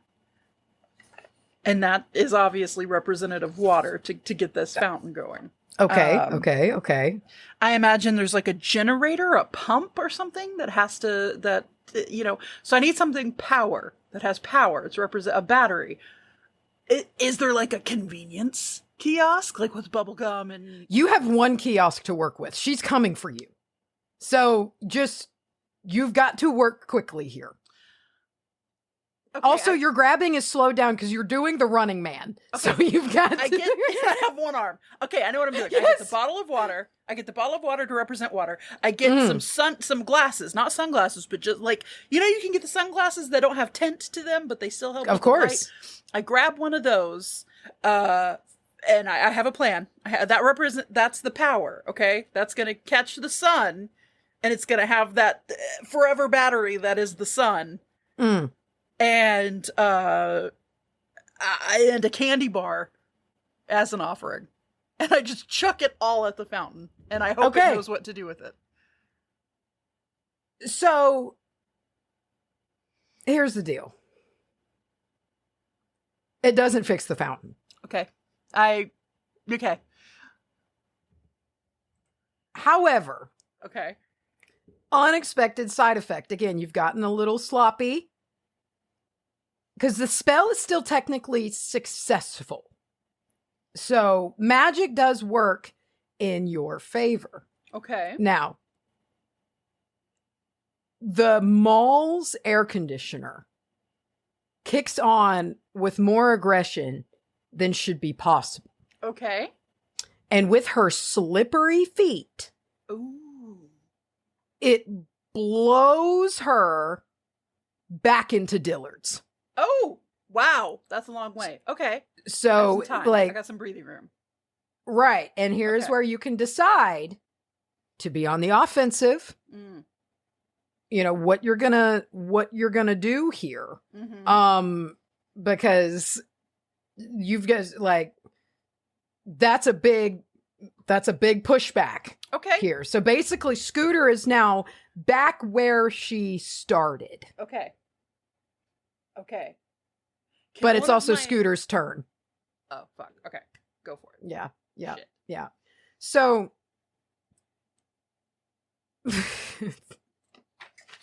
okay. So also you're still getting hit by magazines. Oh, shit.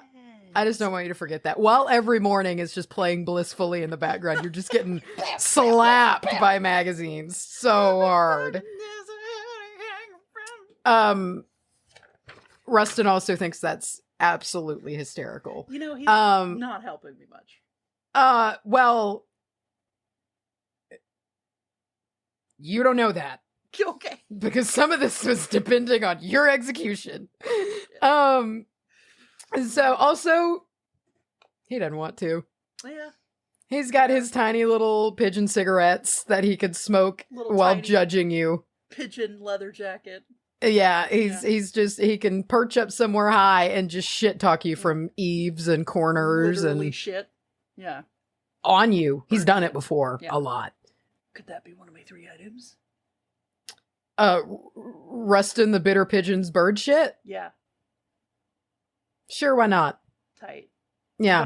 But it's Scooter's turn, so. It's Scooter's turn. Okay. So Scooter is back in Dillard's. Scooter's back in Dillard's now. Okay. So you opened up some breathing room here, which is really, really nice. However, Scooter, has got a lot of items at her disposal because while all of the little stores in the mall closed down, the little great Dillard's did not. So she's back in Dillard's now with all sorts of shit. She's still got her 7 chairs that are scraping around her, kind of useful, but not really. And she then decides to go to the perfume counter. Okay. And she goes and gets 3 different kinds of luxury perfume. She gets, I don't know, maybe some fucking J'adore. Oh. She gets good choice. Some, I don't know, fucking Cocoa. Oh, okay. And maybe some Daisy. Oh. And so she just kind of grabs. She likes the old lady scents. All right. She grabs, I get it. Oh. And it kind of grabs at random here. Okay. She's got her 3 bottles of perfume. She gathers them really close together and she whispers a couple of things to these bottles of perfume. Okay. Okay. And then let's see what happens. Okay. She succeeds with this spell.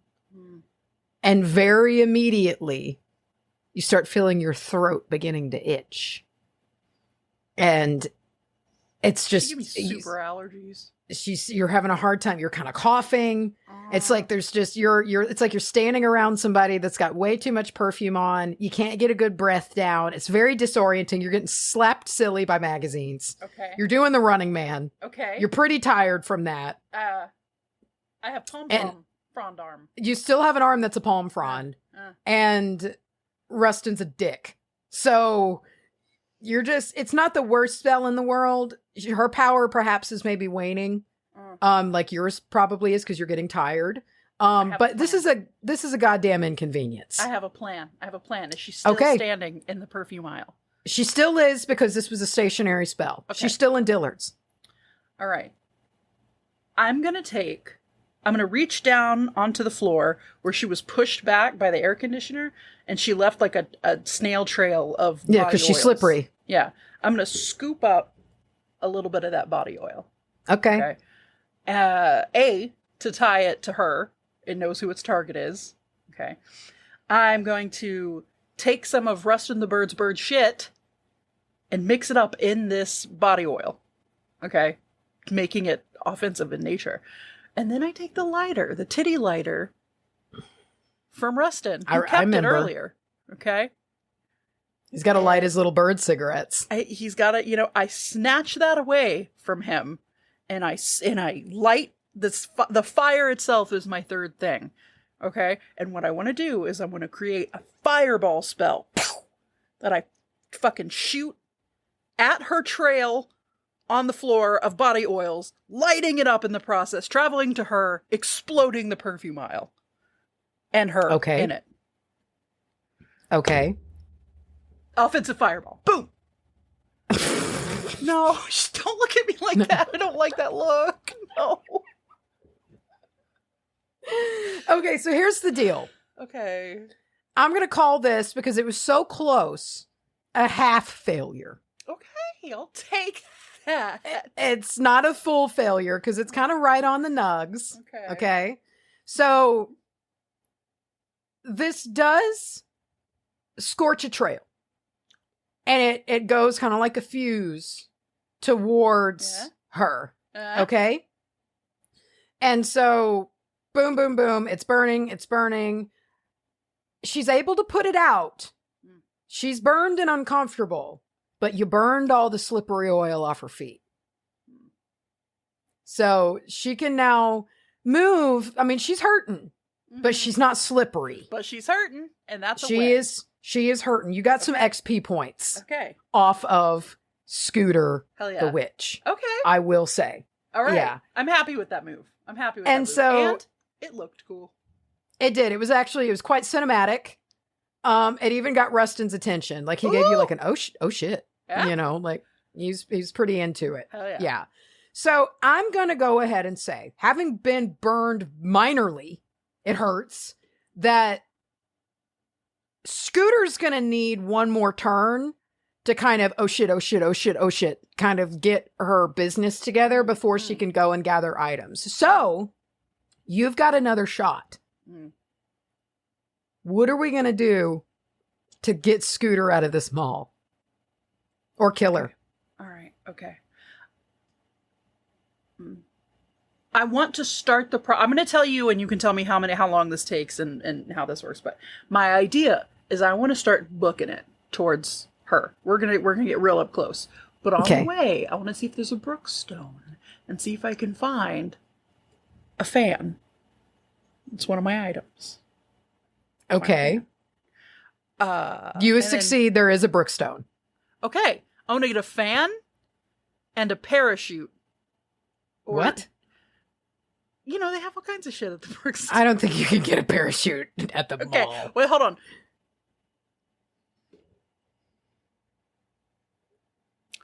I know what it is. I want a fan. Okay. All right. I get a You've fan. got your fan. I got my fan. I also need to stop by the GNC on the way. Or perhaps any kiosk that would have some kind of miracle weight loss drug. Okay. This is the 90s and early aughts. I'm just going to say there is one. There is one, for sure. It's definitely defunct now and had many lawsuits, but it is super recalled. Yeah. Okay, I got my fan. I've got my weight loss stuff. I need a third thing. I want something to make this really powerful. Let's grab some cinnamon on our way out of the GNC. Can I do that? Do they carry cinnamon at GNC? They've got like herbs and shit, don't they? I don't know. Whatever. Let's say yes. Okay. Then let's, protein powder. Okay. Big strong. Okay. Okay. All right. Okay. Good enough for me. All right. I will say this movement was your turn. Okay. That's fine. I got all my shit. I got everything I need. Okay. All the while collecting herself, Scooter has kind of drug her burned feet. That bitch. They hurt. On over to the clothing department. Okay. So she's over in the business casual section. Great place. Of Dillard's, where the slacks and the blazers and the pencil skirts. I have nothing but bad memories of the business casual She assumes, living a casual mall life, that this is a personal hatred of yours. Okay, great. And she goes to the business casual section and she grabs a fitted blazer, a pencil skirt. Okay. And hosiery. It's a good and combines them all together and an uncomfortable binding spell. Oh. Because nobody is ever comfortable in it. Workwear. And here's the thing. She's discombobulated. She's burning. Have you seen the discombobulate video? No. Right. She too half fails. Oh. So because her plan, y'all are really starting to kind of wear yourselves out here, you know? And she is burned. So her percentage of success went down. And she gets close, but no cigar. And her spell that was supposed to bind you now instead just dresses you in the business casual outfit. I am uncomfortable. You are uncomfortable, but you're not bound. You're just in a fitted blazer, a pencil skirt, and hose. That's going to be even cooler because upon my victory, I will look cooler because surely I was just wearing an XXXXXL Spencer's t-shirt with like Elmo on the front of it when she got there. Right. Yeah. So now you're dressed for literally dressed to kill. Yeah, yeah. Oh. So okay. All right, it is now your turn. Yes. I'm going to say, here's the thing. So you've got a couple of things on your side. You are doing the running man. You do have a palm front arm. You are getting slapped silly by magazines. Forgot about that. However, you know what you've got? Heart. This is your fucking mall. It is. And so you've been moving as quick as you can. Huh? You make it to Dillard's. Okay. What are you doing? See, I know I'm running low on energy. I know I'm getting smacked in the dick with these papers. You are. I have a palm frond for a hand, and I just an arm. Can't stop dancing. So, that's why I grabbed this protein powder, because I needed to be the strength that I don't have. And I needed to bring some real strength to this spell, because what I want to do. I had to remember what I had in my hands. That's okay. I'm enchanting this weight loss powder. I've broken the capsule. I want to break the capsule. Spit it at her face. Okay. And I want this what I wanted to do, she is going to lose mass. I want her to get real frail and easy to blow away, because my fan, guess what? Pulling it out. I want to blow that bitch through the glass ceiling, get her out of my maw. Do you get it? You succeed. You rolled really good. Hell yeah. So, before your eyes, Scooter, burned, withers into a husk. Good. Just skin. You point the fan at her, and she blows away. Yes. Never again to materialize again. And because Scooter is dead, the magazines fall to the ground. Oh, good. Oh, God. You do have like a lot of paper cuts on your face. That's all. Like you're going to need to tend to those. I'll go to there's like a self-aid station. So, yeah.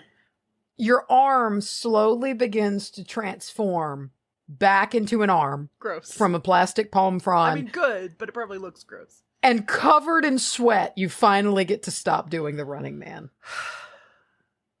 It's a relief. I mean, you've never felt so relieved in your life. Did Every Morning stop playing as well?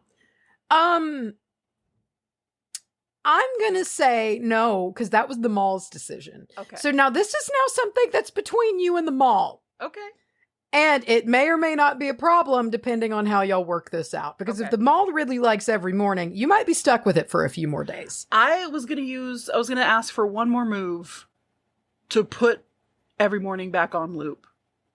No, it's still going. But if it's still going, then I'm just going to sit happily in my inflatable chair in my Spencer's and drink a Slurge energy drink. Or whatever. There you go. It's called. You've earned it. There you go. Can I kick Rustin in the beak for being a dick?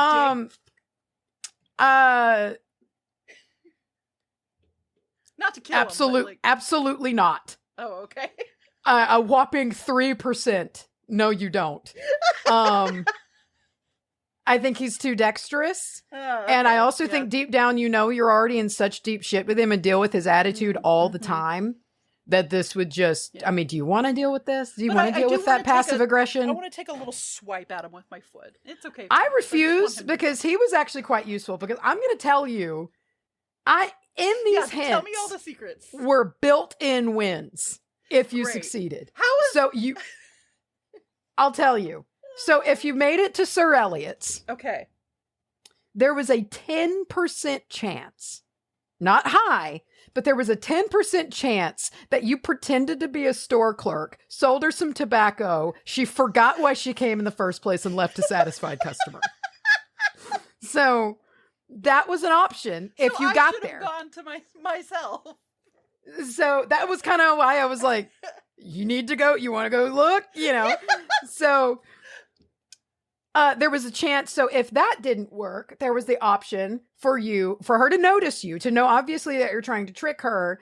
And then, however, you sick a bunch of cigars on her, which jab her back out of the door.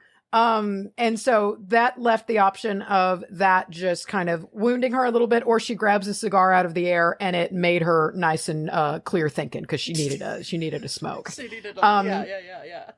Yeah. And so if that did not work out for you though, she immediately knew what you were about.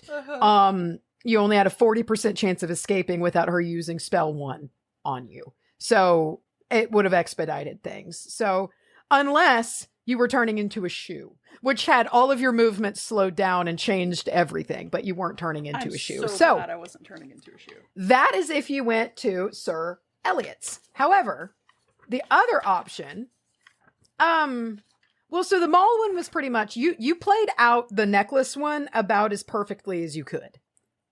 That was great. Sick. There was a 30% chance that you would get the fountain working. And if you got the fountain working, she was so scared of water that Scooter would run screaming from the mall because she'll melt if she gets wet, like the Wicked Witch or whatever. Oh. And so, but that didn't happen. You failed. So Rustin's hints were quite useful. They were. I was really, as soon as you said that he had 3 hints to give, I was like, I'm all in on the hints. I'm going to go in on these hard. Yeah. That was so fun. There you go. That was Isn't it so fun? It's kind of scary. Fun. Yeah. Like, dude, at one point about around the fountain, I was like, I don't think I'm going to make it. Like, dude, there was a real chance. There was a real chance to where on one of those spells for her.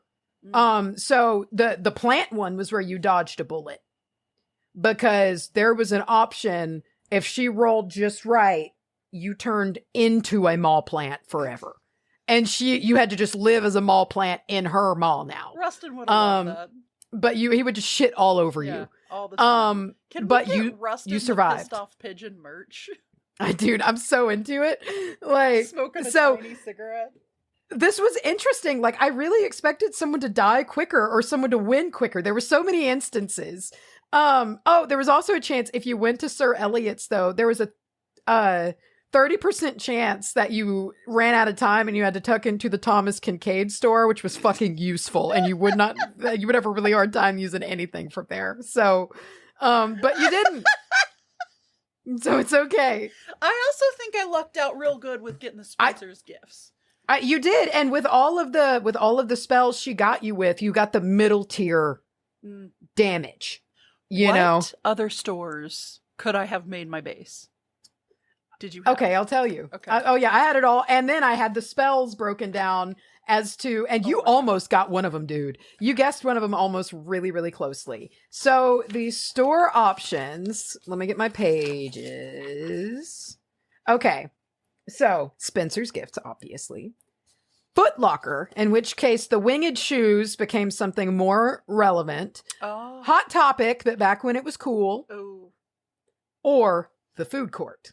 Mm-hmm. So if you were in Hot Topic, you were really going to utilize the wallet chains and the trip pants, which was very funny that you said that about Spencer's. Yeah.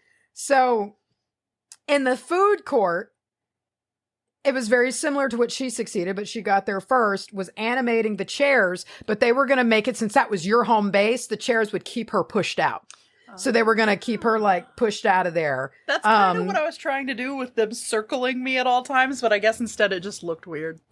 However, if your spells failed at Spencer's, so hearing Butterfly, immediately she would just know exactly where you were and just be like, they're probably at Spencer's.